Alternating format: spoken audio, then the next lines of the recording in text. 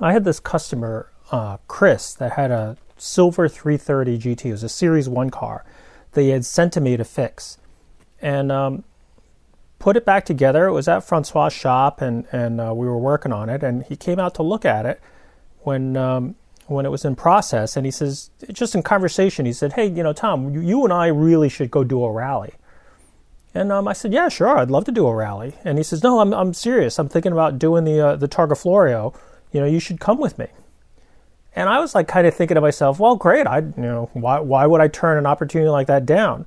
Sometimes with my customers, they invite you to do stuff, but it can get really expensive. I always found like the best way to do it is just ask my clients directly and just say, "Look, how much is this going to cost me?" I don't want the embarrassment to say, "Hey, listen, I really can't afford it," because it's like to do a rally, especially in Europe, it could get very expensive. So Chris is like, "Oh, no, listen, I'm signing up for it and I'm inviting you. So all you have to do is just get yourself to Sicily and I'll pay for the rest because I'm going to enter it." And he explained to me that what he was doing, the Targa Florio is a rally where they were celebrating the time or the era when the Targa Florio ran as a road rally. And what they did was the organizers said, "Listen, everybody can bring cars and we'll give a route book, and it's a 3-day drive and through all of Sicily," and it was just sounded like such a great event. It didn't go on every year, but it was organized at the time by this company called the Mack Group in 2013. And so Chris was going to enter a Porsche 911 that he had, I think it was like a 68 911, and he also had a Jag, like a XK 120 140, I'm not sure. But he said, "No, I want to enter the Porsche and the Jag because it only happens once in a while." So he said, "What would be great is if you came and you can drive the other car. I'll drive one of the cars because it's 3 days. So I'll bring 2 cars. I'll enter 2 cars and we can switch off. So I get to drive both of my cars. And, for me, I'm basically a seat filler, but driving the car on a rally." And he says, "Oh, and by the way, you got to bring a friend because you'll need a co-pilot." And I'm like, wow, that sounds like a lot of fun. So I said, well, let me see what I can do. So I started thinking about who I was going to call. Now, I could probably call 10 of my friends and just say, "Hey, listen, I'm going to a rally. You want to come in?" They'd be like, "Yeah, sure, I'm in." I had to think about who could just go and who would be the best person to go. Well, I had another customer of mine that I helped restore a 275 GTB for. And he was a good guy. And he was talking about doing rallies one day with his car. And I said, well, this is a perfect opportunity to invite Bob because, he's thinking about doing rallies. He's never done one. Here's an opportunity to bring him on a rally. And I had a space for him. So I called Bob up and said, "Hey, Bob, what are you doing in October? Do you want to do a rally with me?" And he goes, "Well, what is this going to cost me?" Because, it's like he always feels like everybody wants him to pay for something. And I says, "No, Bob, I'm inviting you. I have a free spot for you. You just need to pay for the plane ticket to get to Palermo." And he was like kind of shocked in a way. And he says, "Well, yeah, I guess so." And I says, "Yeah, I'm serious." "You wait a minute, so you're inviting me to go on a rally?" "Yeah, that's what I just said, Bob. You just got to get a plane ticket." "Well, all right, let's do it." So next thing you know, Bob and I are booked to fly out to Palermo to meet Chris. About 2 weeks out, I get a call from Chris and says, "There's a problem." And I said, "What's going on?" He goes, "Mack Group just called and they said that they ran out of money and they're canceling the event." And I was like, "Really?" He goes, "Yeah, I'm still trying to find out the story. I just got the email and I'm trying to find out what's going on, but just letting you know what's going on." When Chris told me that they canceled it, I kind of said, well, I've got plane tickets and everything booked, and it's too late to try to cancel something and figure it out. I figured, I'm probably still good. And Chris goes, "Well, I don't know what to tell you." He goes, "I feel really badly that you guys have booked and you're ready to go and now this event is over."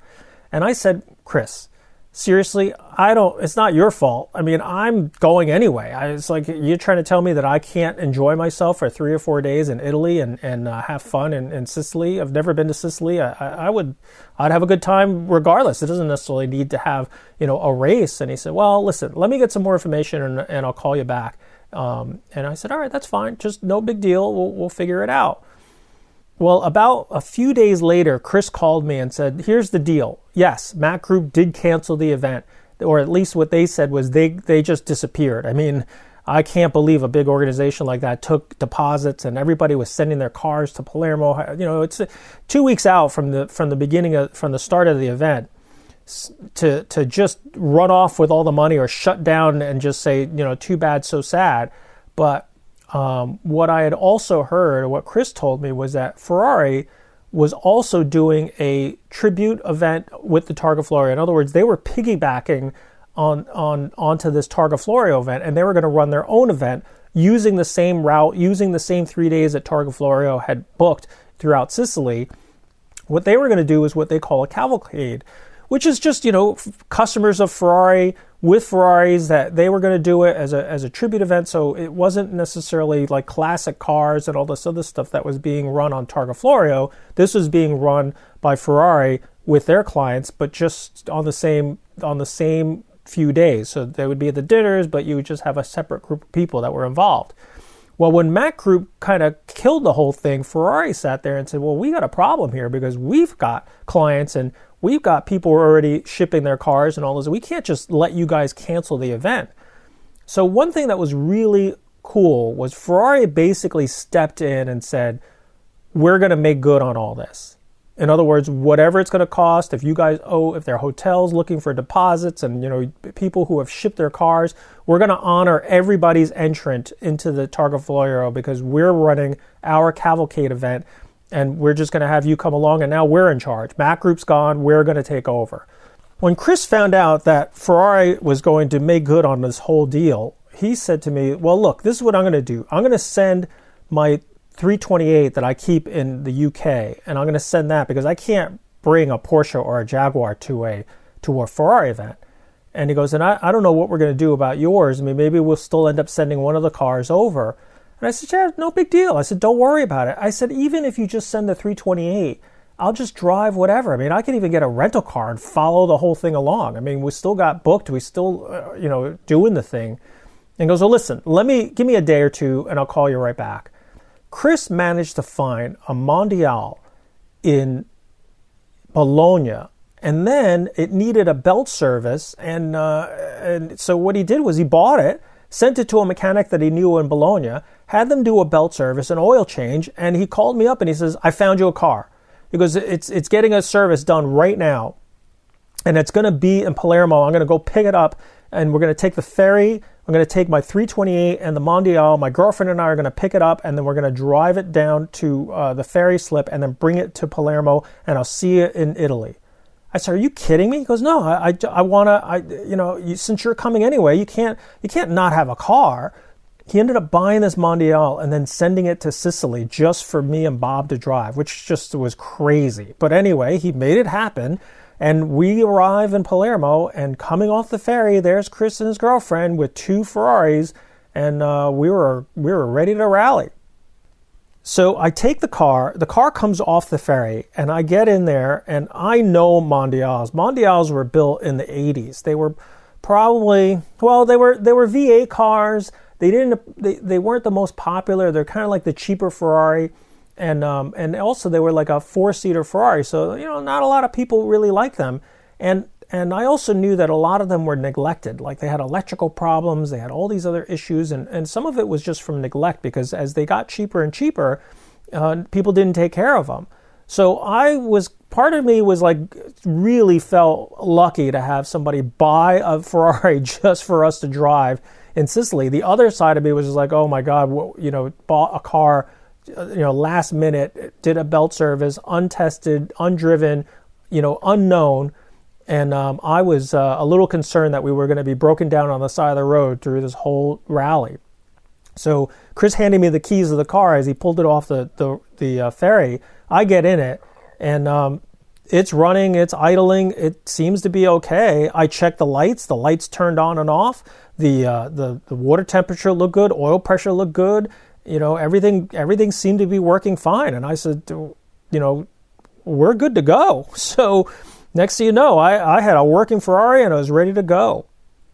So the first night we get to the dinner, Basically on these rallies, they have a welcome dinner and everybody sits down and they kind of get seated in different groups and we're all being welcomed by Ferrari, ready to do this event. And I look around the table and Bob and I are the only Americans at this whole rally. I mean, there's got to be like 50, 60 cars in this rally. And what I saw at the table was, this is all the European elites. I mean, these people, I started to realize, were the ones that they were like the playboys of Europe. I mean, these guys, they're all kind of, young, and they're beautiful, they're well dressed, and they all have Ferraris. I mean, from modern Ferraris to vintage Ferraris to everything, and they're all like the kind of people that ski in the wintertime in Switzerland and summer down in Greece on their yachts and then rally all across Europe in their off times. And they all seem to have known each other. I mean, like everybody it was like the thing. It was like the circuit. They all kind of knew each other. They all formed little cliques. And we were, seated next to them and just introducing ourselves and oh, you're the Americans. Oh, nice to meet you. And I kind of looked around and just said, as a newbie, I said, hey, I got a question for you guys. Since this is my first European rally, what do I need to know? What kind of advice do you need to tell me that would help me on the next 3 days? One of them said, first rule is don't worry about the police. And I was like, really? What do you mean? He goes, oh, they love us. Don't worry about the speed limits. Go as fast as you want. It is perfect. They love us. It is fine. And I said, you got to be kidding. He goes, oh, no. We do this all the time. And I sit there going, boy, let's talk about a setup. I mean, I could just imagine like the only Americans in the whole place sitting at a table with a bunch of professional or career playboys that rally all across Europe, and they're sitting there, let's get these guys arrested somewhere in Sicily. So I was like, okay, well, that duly noted, but we talked about the route book and how to pay attention and all this other stuff. So it was just a funny thing that I kept in the back of the mind. Okay, yeah, right. Don't no speed limits. Go as fast as you want. The next morning, we all got up. We got the cars ready. Bob was furiously reading the route book because he started to realize, oh my God, I thought we were just going to go for a Sunday drive. But each page there was a whole book that was published, and the signs and the turns and all this other stuff. This is before we had apps where you could just go turn by turn and GPS. So we get out on the roads, and the roads are just beautiful. Now, some of them might have been a little rough, but at the same time, we're in Sicily. I mean, it's just mountainous, volcanic rock and roads and elevation changes and switchbacks, and it was just wonderful. I mean, I can't even explain how much fun that was to travel in a foreign country with a Ferrari and keeping up with all these other cars and Ferraris in front of you, Ferraris behind you. I mean, it was just fantastic.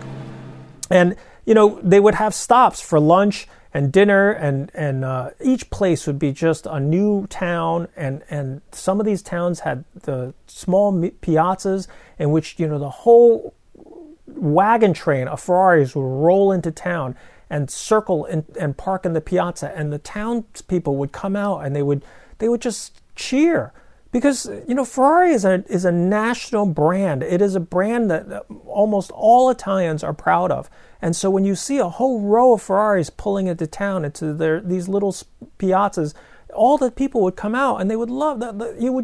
You'd roll into town and see people lining the streets. It was just really magical to do something like that. I mean, I've done rallies where, you're having fun and you pull into town and people come and look at the cars and but in Italy, it seems to be just a complete different level. I mean, everybody from the little old nonna on the corner to like the enthusiastic little kid, they all would just yell, Ferrari, Ferrari, and they all knew, even the grandmothers would know. So it was just such a magical experience to be part of that.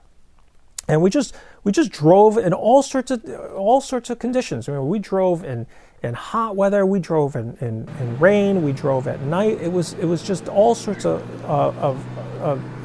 fantastic driving. We also stopped at the original Targa Florio, and I think the second day we actually did the Targa Florio route. So we actually got to drive the actual route, historic route that was run in the 50s. And that was kind of fun, and to actually see the original grandstands and stand at the start-finish line of the Targa Florio, that was also just fantastic. The Mondial performed flawlessly. I could not believe it. I mean, I should have given it more credit, but I tell you, I don't think it ever missed a beat. I mean, it didn't burn any oil. It never had a problem starting. It ran in all types of weather. And kept up. I mean, I always tell people all the time, they don't make a slow Ferrari. I mean, they might be slow compared to modern cars, but you know what? It'll do 100 miles an hour without missing a beat. It'll just cruise all day long. 0 to 60 might be a little slow, but what difference does it make? It's still plenty peppy to keep up with traffic. And it reminded me of the story of one of the legs that we were doing. We were heading back into Palermo, and we're driving along, and and I'm kind of somehow ended up in the front of the pack, and we're doing probably about 100 kilometers an hour, and we're just about 60 miles an hour, and I'm looking in my rearview mirrors, and I've got a 599 breathing down my neck. I got a F40 behind him. I've got just a lot, an F12. I mean, it's just a lot of big horsepower Ferraris sitting there and egging me on. And it's a 2-lane highway heading into Palermo, and looking for passing zones. And there's a motorcade of police escort, leading us along, and it's 4 motorcycle cops, and they're riding in front of me. And I'm looking at them, and I'm kind of being respectful to the speed limit, and it was like 100-kilometer speed limit. And I'm looking in my rearview mirrors, and I could tell the guys behind me want to go. And looking for a passing lane, but should I pass the police? The police are standing in front of us. This is our police escort. And I'm remembering back to that thing in the dinner time, the first dinner, where the guy's, oh, just go ahead and pass the police. And I'm sitting there going, I don't know, can I do this? And the rearmost motorcycle cop looks over his shoulder and sees me. And he sees behind how many cars are back there. And he looks out and at the passing lane, and the passing lane starts to open up. There's nothing coming on the other direction. So he looks back at me and just points and waves me past and just goes, go, go, go. And I immediately downshift, whoa, whoa, whoa, and I'm just flying on the left-hand lane just as fast as I can. I'm hitting 100, 110 just to make room so I can, speeding up as fast as I can to pass the motorcycle cops and the slower traffic on the right-hand side, so that everybody else behind me wouldn't held up. I didn't pass gingerly because I needed to make room for all those other guys who were going to go. And the second I went and started passing and tucked back in, it was just fantastic to look behind me and just everything flying by. I mean, downshifting 2-3 gears and just blowing past. I tucked back in immediately and just let the big horsepower guys go. And it was like, I know the F40 was barking flames out of the back of it as everybody else was just flying and downshifting onto it. And I look at Bob and I was like, I love this country. I can't believe how much fun this is. It was just like in Italy, flying past, well past the speed limit, and then just listening to all these Ferraris go flying past us as we just made the pass.